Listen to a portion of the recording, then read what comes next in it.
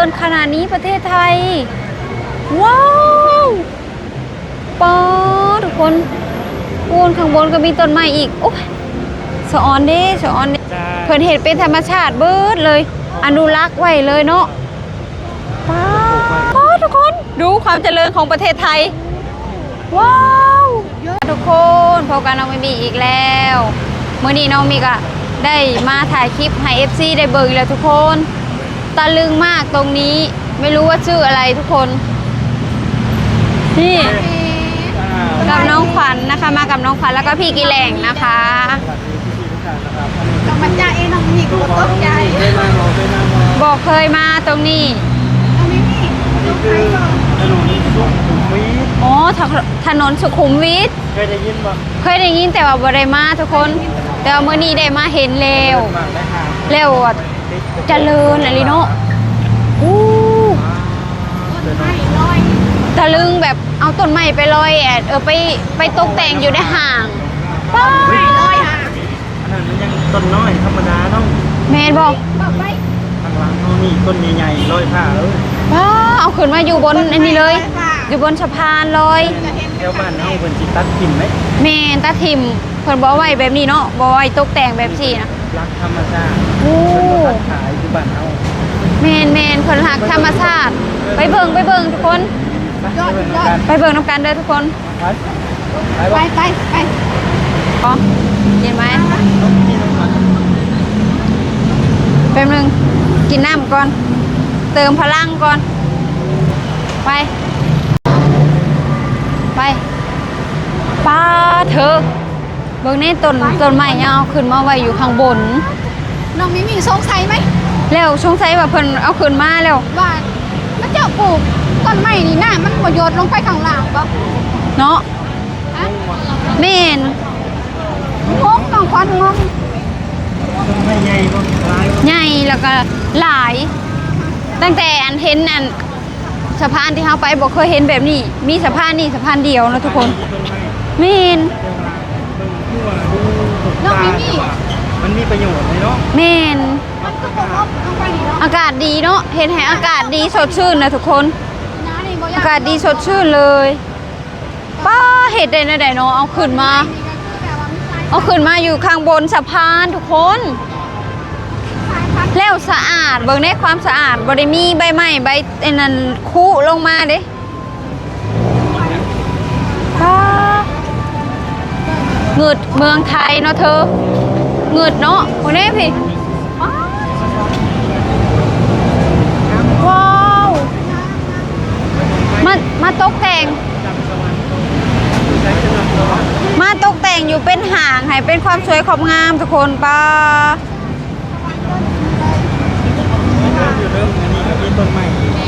อันนี้เครื่องน้ำแน่บ่นี่ จะไปจับ เครื่องน้ำแน่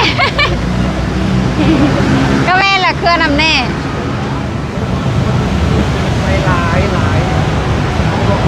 หลาย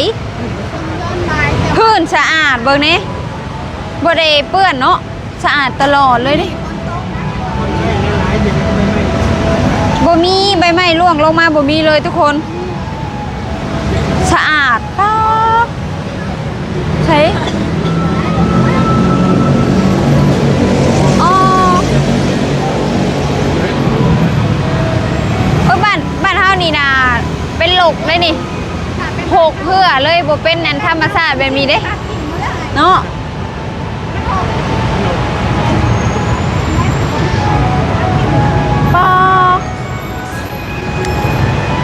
บางนี้มีต้นบักใหญ่เนาะ เพราะว่าต้นดอก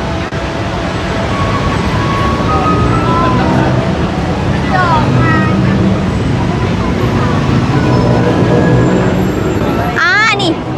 อยู่บ้านเฮานี่นะมันอยู่ในไหนได้อยู่ในคำมันดิตามคำในต้นอันนี้นะคำเจ้าประจักษ์บอกมันเป็นบ่อน้ำยัง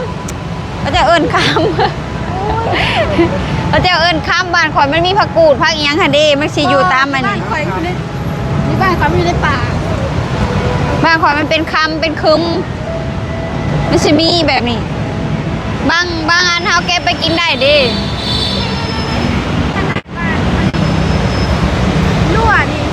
ก็ยังดีเนาะความดีความหนาวเพิ่น มาตรฐานค่ะ ป้องกันแบบว่าย่านเกิดอุบัติเหตุหยังตกลงไปเนาะ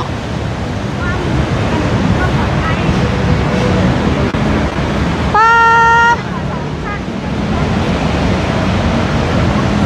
โอ้อยู่บ้านเฮานี่อุ้ย6ถิ่มแล้วนี่บ่ได้เฮ็ดตกแต่งมาแบบนี้ได้ ถ้าอยู่บ้านนั่นก็ผิดเนาะ เนาะบ่ได้เอามาตกแต่งแบบนี้เด้ แบบอยู่เมืองไทยเนี่ยเอามา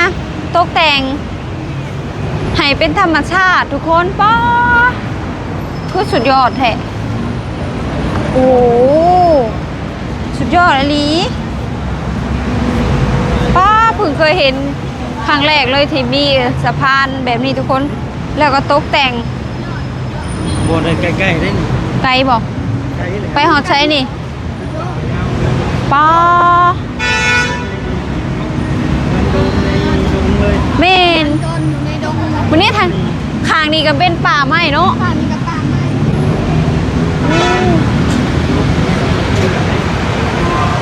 อากาศดีๆไดเป็นคือแบบอยู่ในป่าในดงบ้านเฮาธรรมชาติเนาะแต่ว่าอยู่ในเมืองไทยทุกคนทำได้ทุกอย่างเลยประเทศไทยสุดยอดอ้าอู้สวยงามแบบจะคือในบ้านเฮาเนาะบ้านเฮานี่เป็นป่าธรรมชาติเฉยนี่แต่นี่เพิ่นมาตกแต่งให้ความสวยความงามเอ้ยกมะขามวะนี่ ใช้ว่าอีหยังอยู่ตรงหัว สะพาน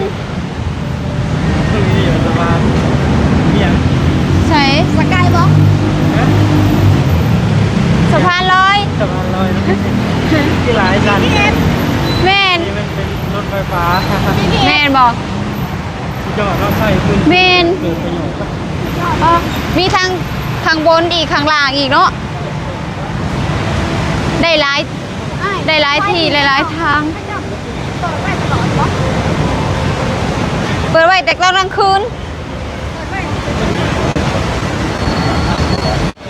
เวลาปิดเอง เพิ่นตั้งเวลาไว้บ่ตั้งเวลาเป็นอัตโนมัติบ่อู้เสียงดังขนาดป้าไม่คือมีผีทางหน้ามีผีเสยว้าว เอาเพิ่นคือยังบอกเก็บบ่เลิกอยู่เลิกกลายมือแล้วบ่แม่นติ เอามันก็เข้าสมอง ตามป่าดงมันต้องมี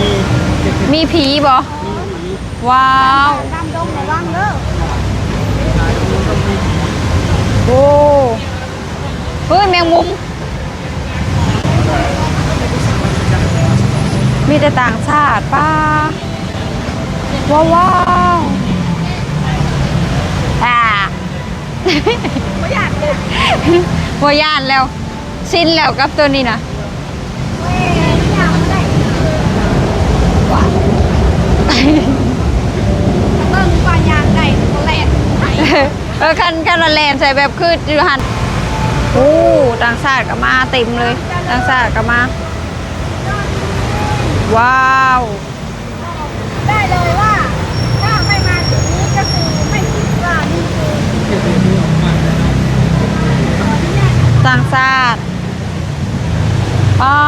ทุกคน เห็นผู้บ่าวแล้วตกใจอีกเลย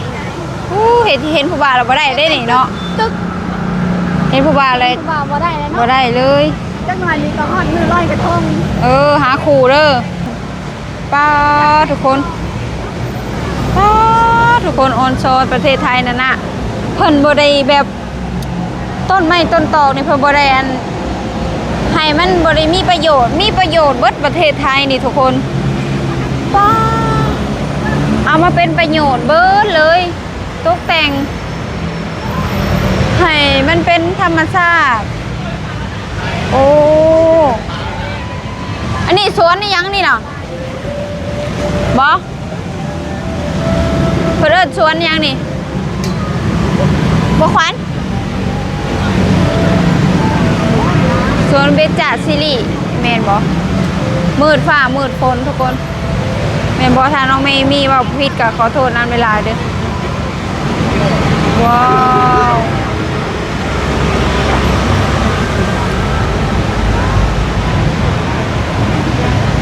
พิ่นอันต้นไม้นี่เพิ่นบ่ได้ให้แบบว่าเสียประโยชน์เนาะมาทำเป็นประโยชน์เบิดเมืองไทยน่ะอู้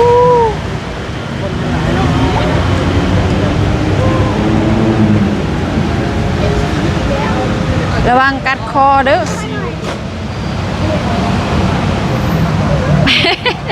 คือไหน คือเอ้ยระวังสิกัดคอทางหลังเด้อนั่นไปไหนมันกัดคอไหน ไทยด้วย บอกมันกัดคอเด้ย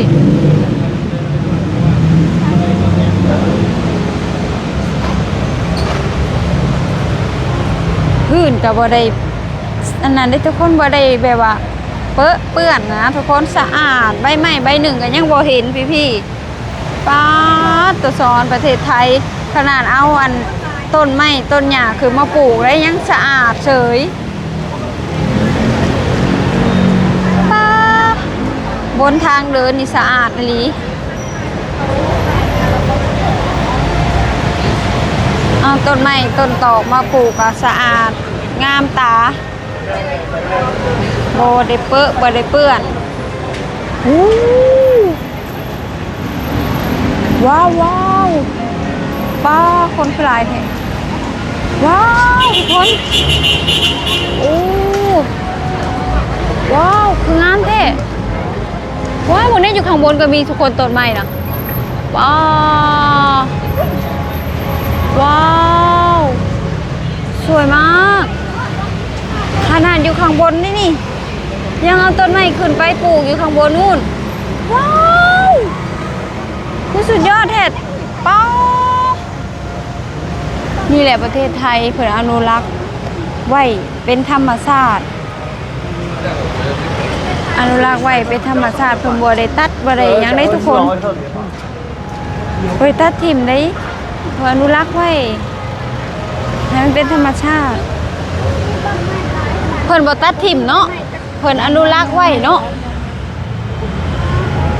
ป้าบ่ได้เอาขึ้นหอมมาทางเทิงพี่อ๋อ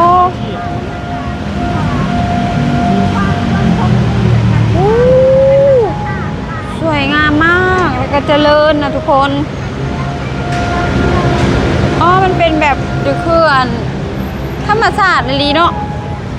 เป็นธรรมชาติลีเนาะใครมาก็ชอบ เป็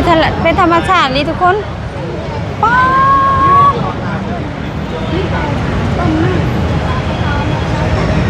เอามาตกแต่งมาใส่อันนี้ทุกคน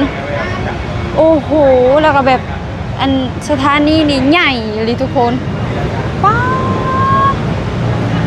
ออนชอนเดย์ทุกคนเลยออนชอนประเทศไทยโอ้ทีวีใหญ่ดูดิทีวีใหญ่มาก มีบันไดเลื่อนลงไปชั้นล่างทุกคน โอ้ ชั้นเดียวนะ นี่แหละประเทศไทยนะเนาะตะซอนประเทศเพิ่นเนาะพวกนี้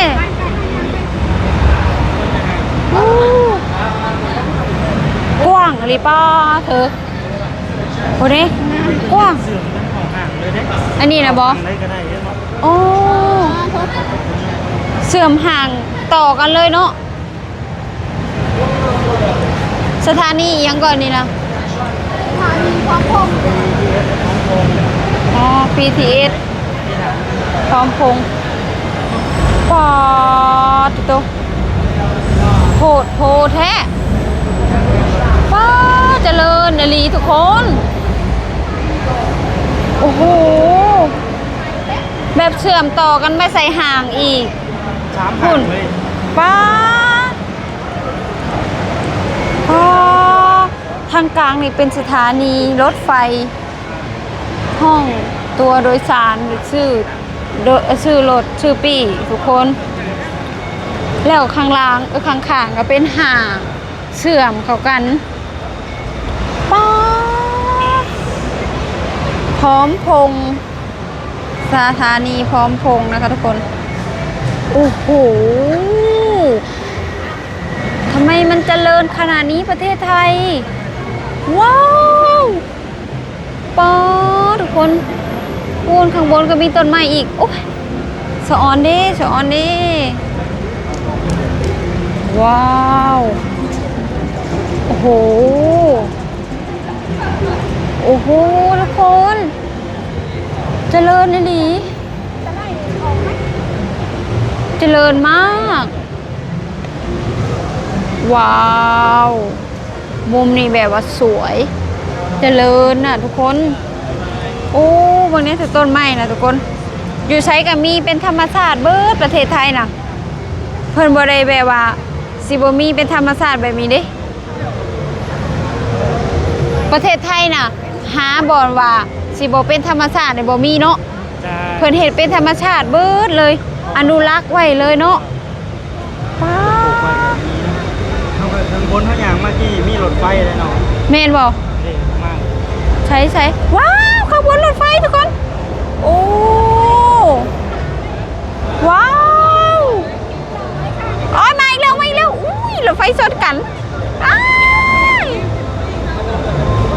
สวยมากเลยทุกคนสวยมากเลย เป็นยังไงไม่นี่ลงพันเห็นที่นี่ โอ้แบบตะลึงเลยแหละเจริญเนาะ รายการ ชอบมาก มาก มากรายการแบบมีความสุขเลยนะ เนาะได้มาออกได้มาเที่ยวได้มาเรียนรู้หลายๆอย่างที่ได้มาเห็นที่เฮามานี่เนาะทุกคน ขอบใจสถานที่เด้อ ขอบคุณสถานที่ให้เรามาถ่ายทำคลิปเรือมาท่องเที่ยวได้มาเห็นเนาะ งามเลย งามสวยมากคน ที่สำคัญเนาะต้นไม้ต่างหากเต็ม แม่น ต้นไม้ดีเพิ่นบ่ได้แบบว่า อันชิโบมีได้แต่ละห่างนะเนาะเพิ่นเอาขึ้นมาตกแต่งเบิดเลย ว้าวเบิง ถ่ายบ้านเฮาหรือคือบ่มีนะแบบ เจริญอะลิ ถ่ายบ้านเฮามีแต่เป็นป่า เจริญมาก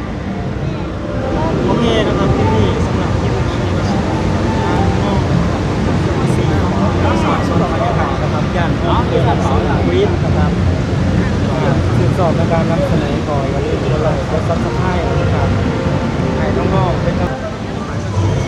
ใจน้องขวัญน้องมิมี่ ตะลึงเลยเจริญมาก มาทุกคนมาเห็น ว้าวเจริญเลยดีแล้วค่ะ รถไฟเนี่ย มีรถไฟข้างบน ว้าวว้าว อุ้ยมีผีด้วย